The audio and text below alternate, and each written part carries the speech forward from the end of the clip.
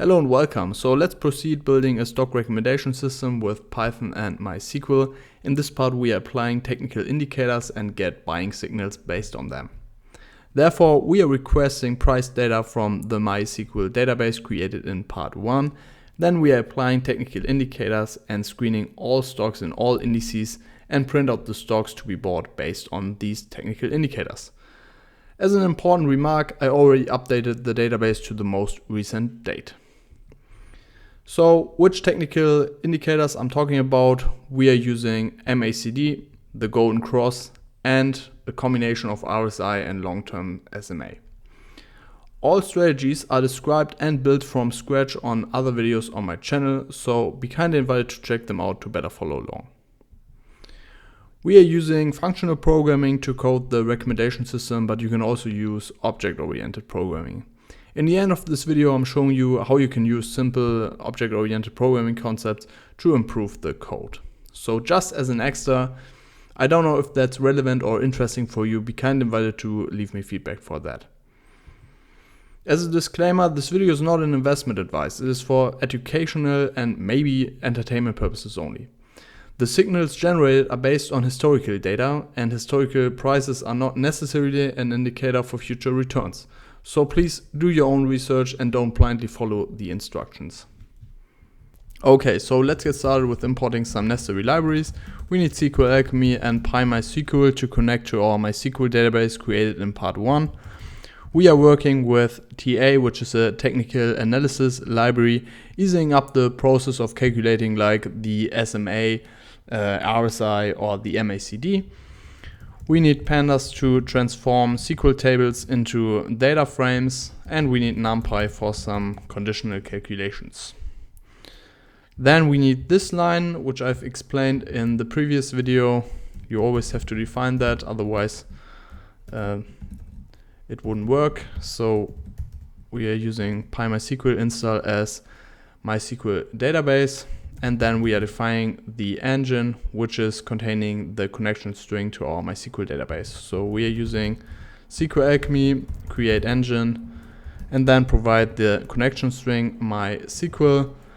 Working with the root user here, and the password, which is probably one of the most secure password worldwide, right? And this is at localhost 3306. So in case you're wondering, these are just the standard settings. So I didn't change anything here. I'm just working with the root user. I've given a password, and everything for that is explained in part 1. Okay, we've defined the engine for the database. And in the first step, we are just requesting data from our database, right? And I'm doing that with a function, which I'm just calling getTables. And this function is taking the index as an argument. So in case you're not remembering, we worked with the Nifty 50, the RTSI, and the Bovespa index. So this function should work like that. We are defining a SQL query here, and I'm using an F string for that. And here I'm using a SQL command, select a table name from the information schema tables, where the table schema equals the index, which is the argument for this function here. Right, so what is this line doing? Is just providing me all table names for a particular schema.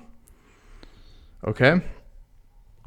Then we are creating a data frame inside this function by using pandas read SQL and provide the query, which is this one here, and our engine, which we have defined above here. We also have to define an additional column, which might be kind of tough to understand right now, but you will understand when we are defining the next function. So I'm just adding a column here to this data frame, which I'm calling schema, and I'm just adding the index, so the schema I'm providing here.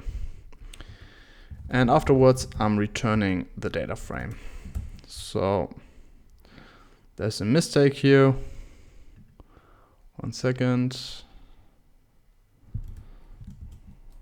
Okay, that was a quotation mark, too much. So let's quickly understand how this function is working. So let's say we are providing the Nifty 50 here, and then you see we are getting all the stocks from the Nifty, right? And again, this column is just telling me where in which schema this stock is being stored, right? Same logic for, let's say, RTSI. Now we're getting the RTSI stocks and so on, right? Okay, let's actually define a variable here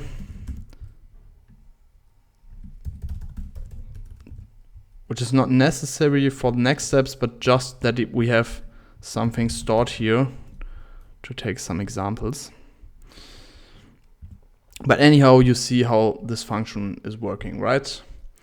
Now we have the table names, right? And we want to get the prices now.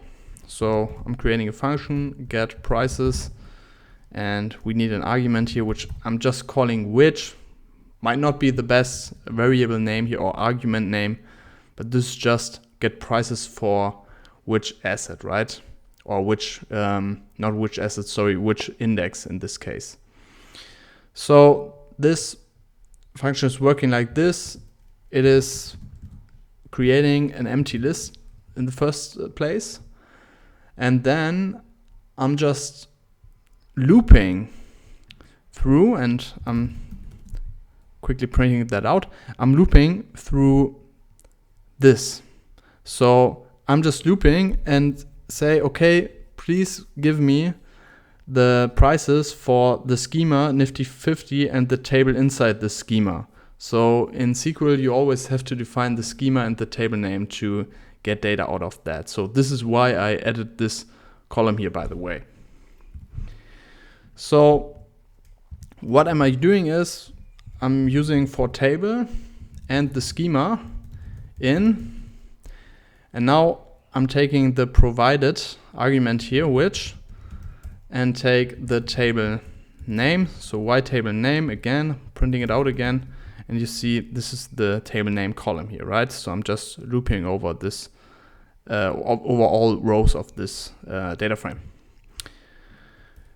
And also the schema, so same logic. And now we have to define an additional step, which is due to the fact that I've stored the stock prices with their ticker symbols, which have a dot inside the name, which is bad because the dot is a syntax component in SQL language.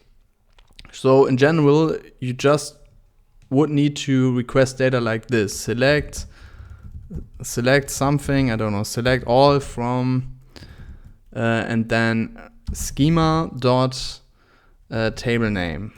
That would be perfectly fine, right? But now our table name has a dot in it, and SQL would not recognize that. So we have an additional step here where I'm just providing schema plus dot and then plus, and now I'm using an F string here, provide the table. But I have to use exactly these quotation marks here, right? So this is a MySQL specific, so we cannot just use the quotation marks, normal quotation marks, but we have to use those ones here. Okay, so yeah, try to request data in MySQL itself. You will see that it will only work when using those quotation marks here. Okay, so this is an unnecessary step. This is due to the fact that I've stored the data in a not so good format, having a dot inside the table name. But anyhow, we have to find a workaround. This is the workaround for that. Okay, and now we are appending to the prices list and use the read SQL function, and now we actually defining the SQL statement. So we are using date and the close price. If you want to trade volumes, you can also pick the volume column, or if you want to trade like some other indicators which need the high and low price, then you can also include that here. Okay, so from, and then we're just taking the SQL here, which is just schema.table name, nothing more than that. Okay, and of course we also have to define the engine here, and that should be good. We want to have the prices afterwards, and then we have our prices function. So let's try that out. Get prices for, let's say we want to have the Nifty prices, and we have an error, isn't that? We have an error. Yes.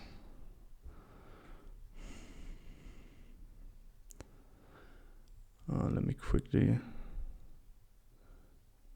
close this one.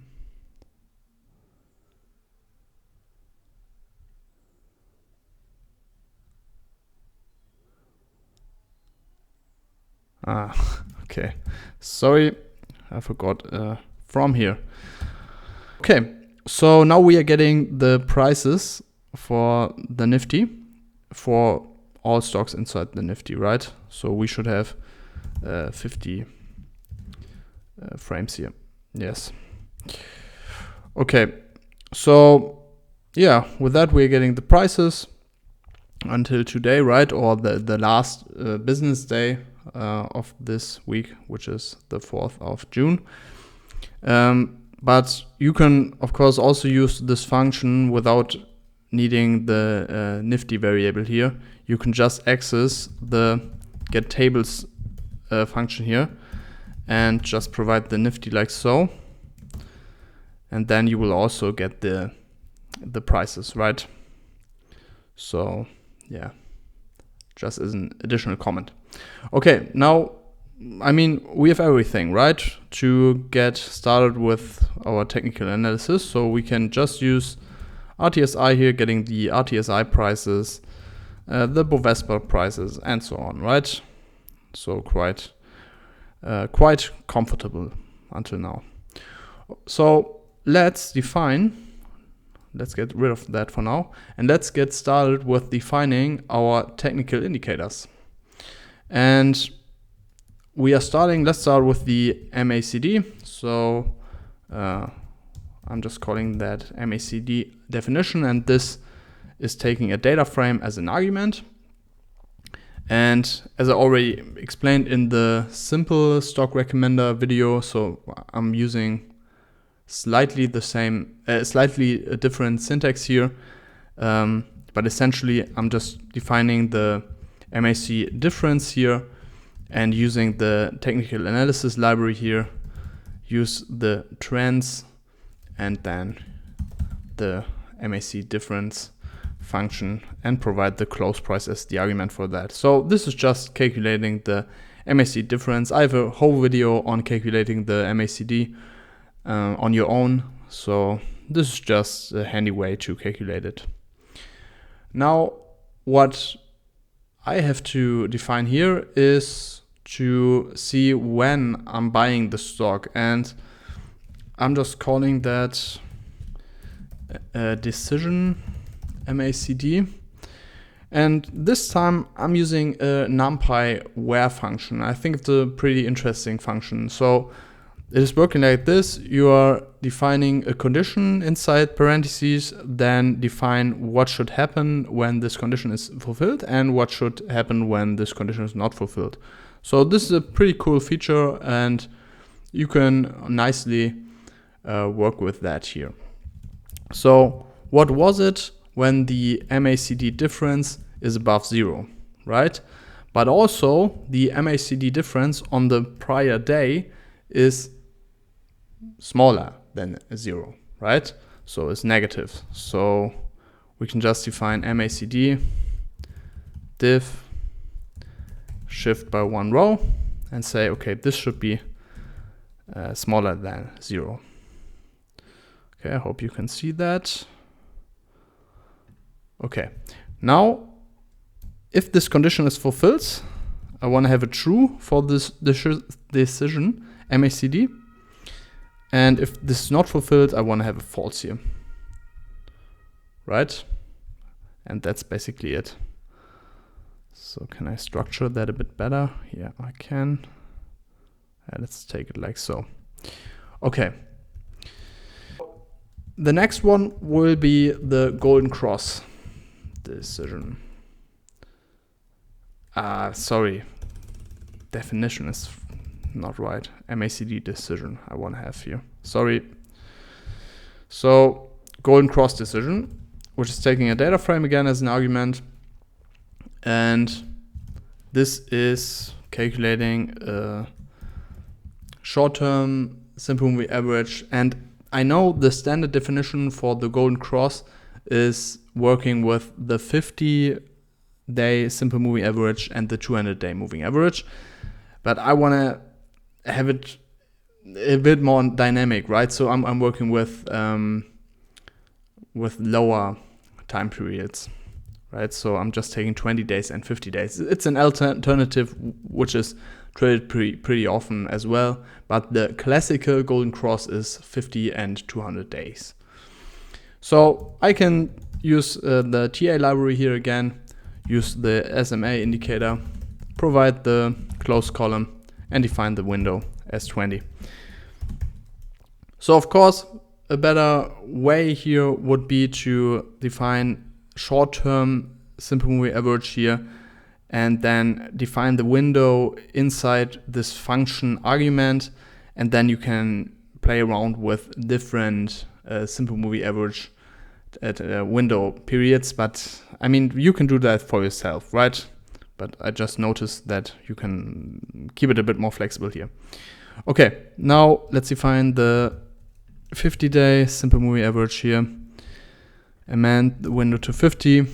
And as we remember, the golden cross was being triggered, or we have a situation of the golden cross if the short-term simple moving average is above the long-term simple moving average, right? So we are defining a signal column here, and again use numpy where, define our conditions. So the short-term moving average is above the long-term simple moving average, and if that's the case, I want to have a true value, and if it's not the case, I want to have a false value.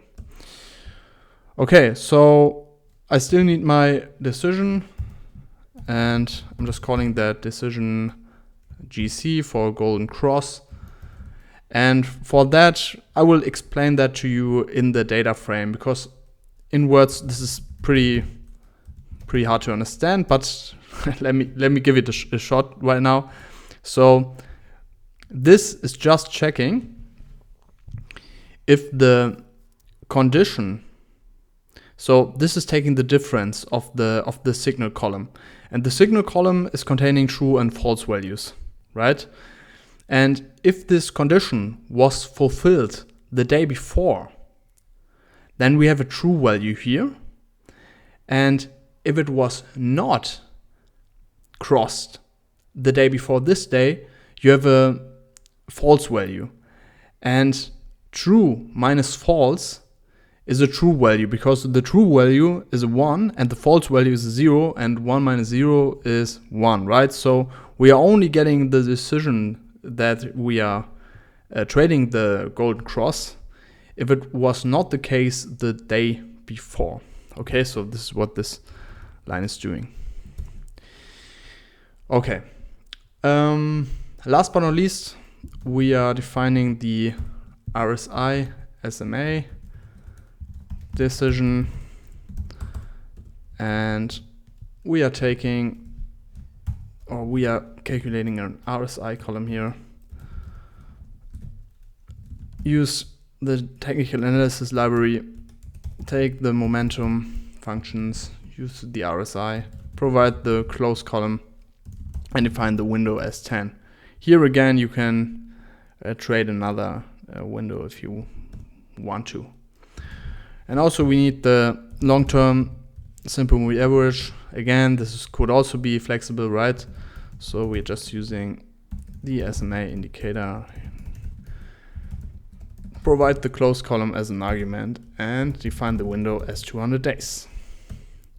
Okay, same logic as before. We are defining the decision of RSI SMA here, and again we're using a numpy where function and define the conditions, which is the close price should be above the 200-day simple moving average, and the RSI should be below 30. And we want to have a true value here and a false value here. This is not good. This should be better. Now you see all the technical indicators, right? Okay, so let's execute that, and now we have everything what we need to apply those strategies or those algorithmic decision makers, whatever you want to call it, or this voodoo signals, I don't know. But now we want to apply those technicals, and therefore I'm creating a function again. So I'm using that, I'm naming that apply technicals, and again take which here. And inside this, I'm defining prices, which is just calling the get prices function from above, and also is taking which as an argument. So as above here, we are providing an index, and then we are getting the prices, and then the technical indicators are applied to these prices. So I'm just defining the prices on the local area here, because I only want to get the prices for this particular index here, right? And now I'm just using for frame and prices, because the prices are just containing data frames. So in case you're wondering, I'm quickly showing you get prices for let's take Nifty. So you see the elements inside this list are data frames, right? So I'm taking for frame and prices, and then I'm just applying all those technical indicators here.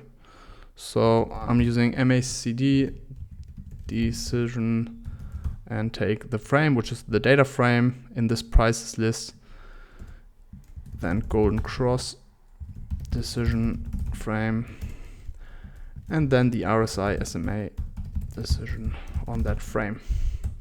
And in the end, I want to have the resulting data frames out of that in the form of a list here.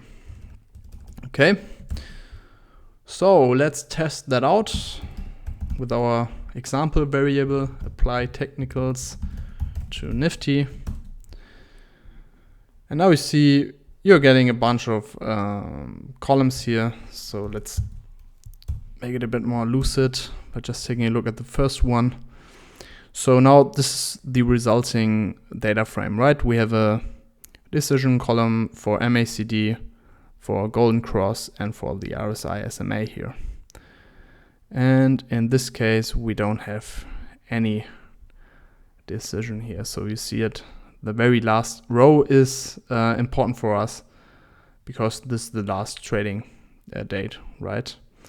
So yeah, and now I'm explaining to you the golden cross thing again, because I think it's the least intuitive here. So I just told you we are taking, where it is, the difference here, and I want to explain to you what that means. So let's take a look at the golden cross here. So we have the signal here, and now you see that in fact the short-term simple moving average is above the long-term simple moving average, right?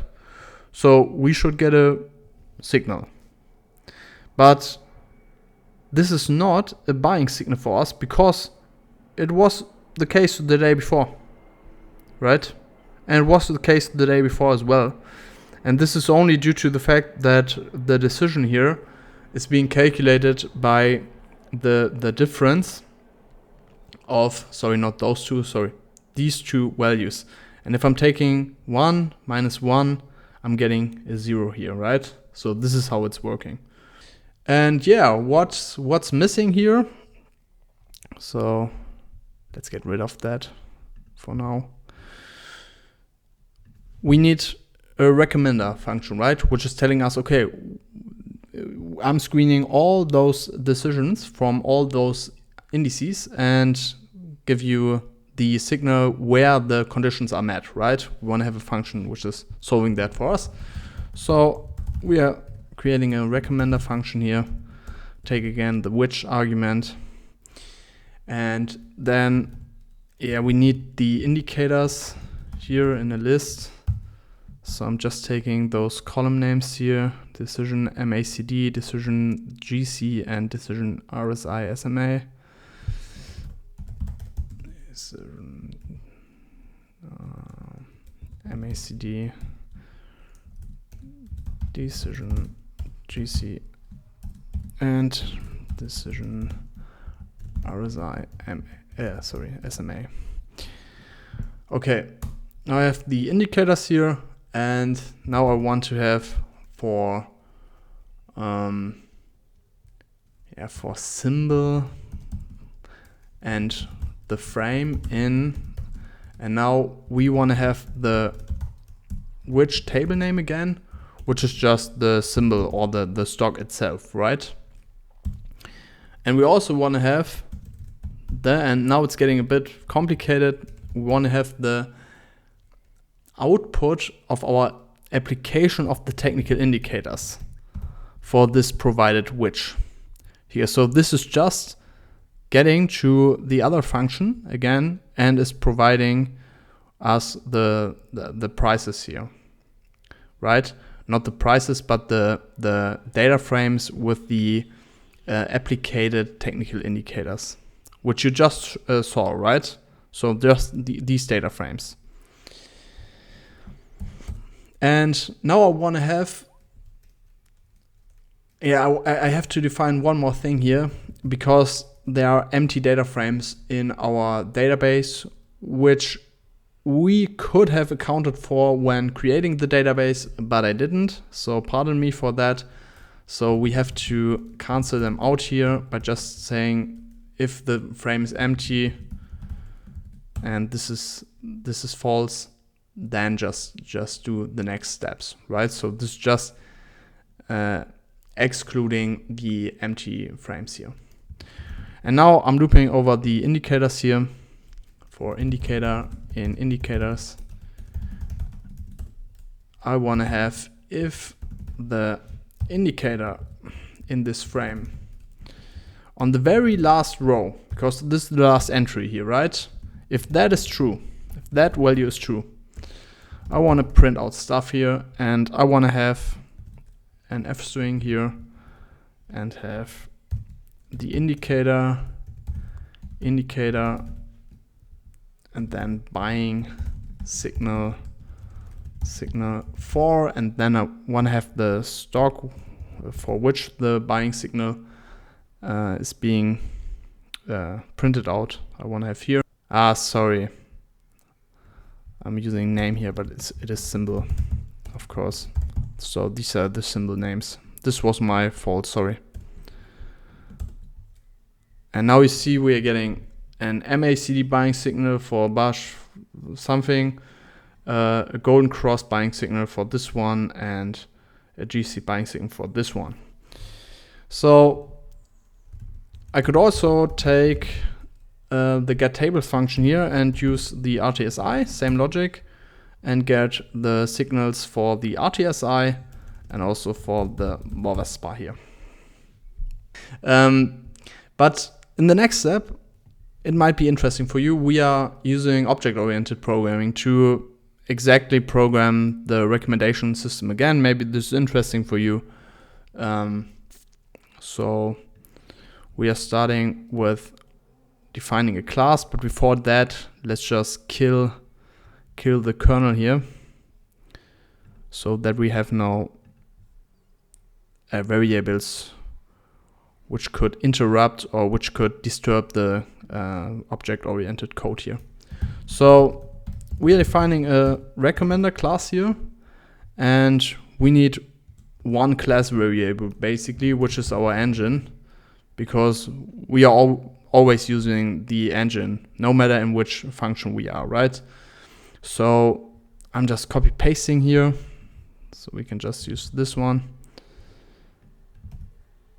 and have the engine here. And now I'm using a so-called constructor, which is just taking a particular index, so for example the Nifty, and we can create an instance out of this class which is then containing the index. So for example, we could create an instance for Nifty. In the next step, or in the next method of this class, we can define the getTables function. And this getTable function needs the argument self, and we have the index defined as the self argument. So we can create an instance which is having an index, and this method would know, okay, I need to do this method here for this index, right? So now I'm again just copy pasting syntax here.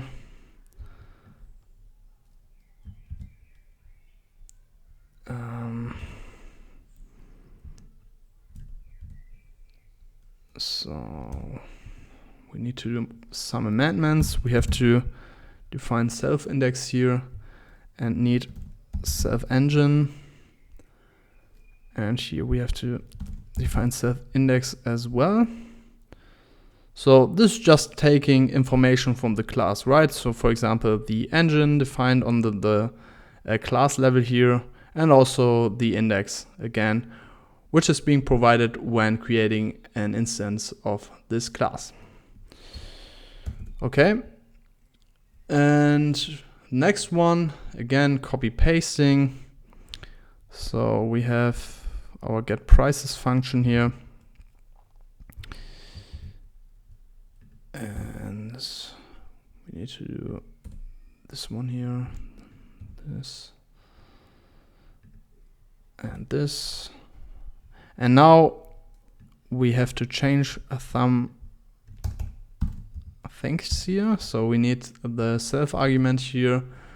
And now we have to think about, okay, what was this which argument in object terms? And this was just the output of the getTables method here, right? So we could use self getTables. So we want to have the output of this function as the first object we are looping over, right? So this is just containing the tables for a particular index.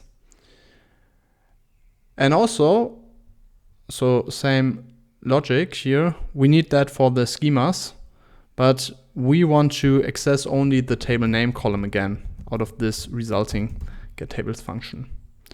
So we can use self getTables and take the schema column,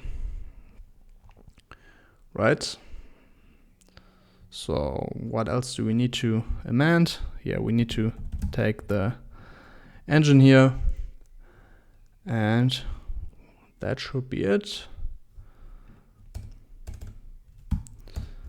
Okay, we have defined this method here, and the next one will be our technical indicators, and I'm copy pasting them again. So this is kind of annoying, but as said, I just skip some parts if they are taking too long. Yeah, we need the self argument here. What else do we need?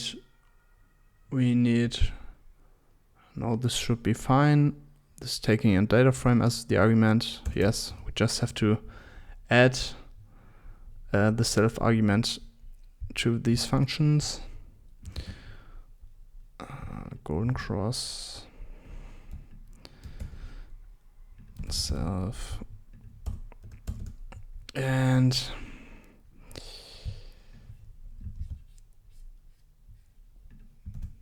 SMA, and we're taking self. Okay, now next one will be,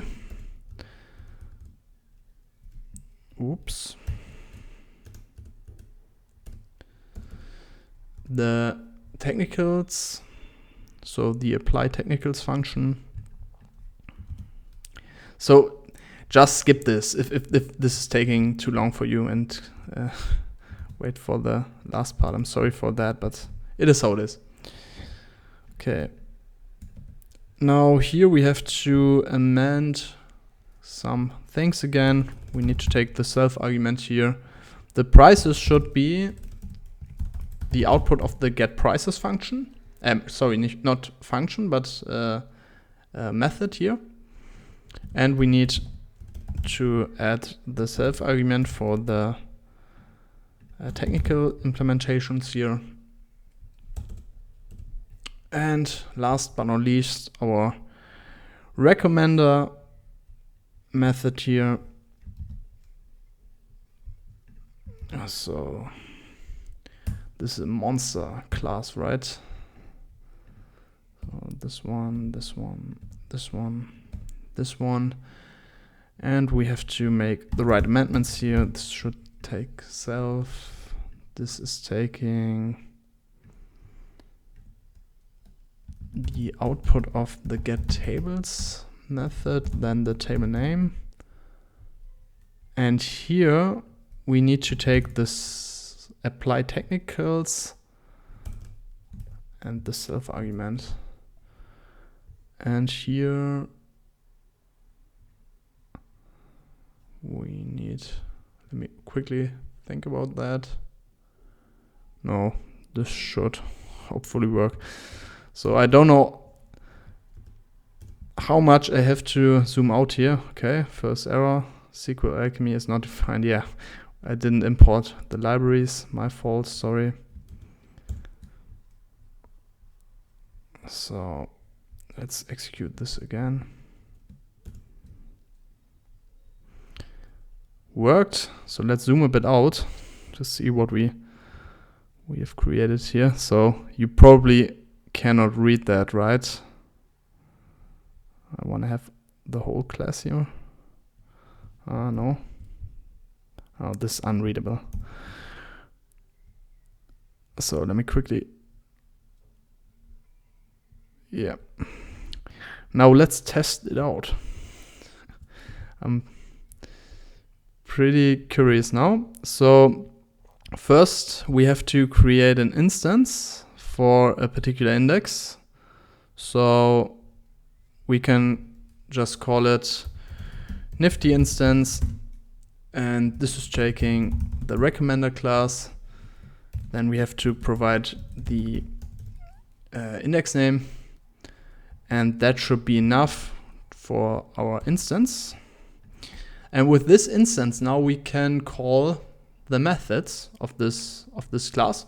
So we could take the nifty instance and just call the recommender function here, or method. And now we see we're getting the recommendations for nifty, right? In case you wonder how we can get the other ones, we can create an RTSI instance, a Bovespa instance, and just provide the RTSI here, and then the Bovespa here. And then you can use those instances to call the methods here, right? So the recommendations for RTSI will be these ones here. And these are the recommendations for Bovespa. And just in case you're wondering, okay, but I'm more interested in the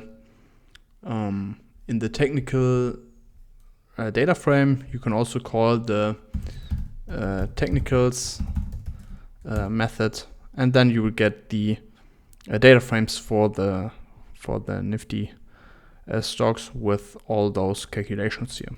Right? That's it for this video. Thank you very much for watching. Really appreciate it. If you enjoyed this video, please leave a like and subscribe to the channel. Thank you very much in advance. And yeah, I'm looking forward to seeing the upcoming videos. Bye bye.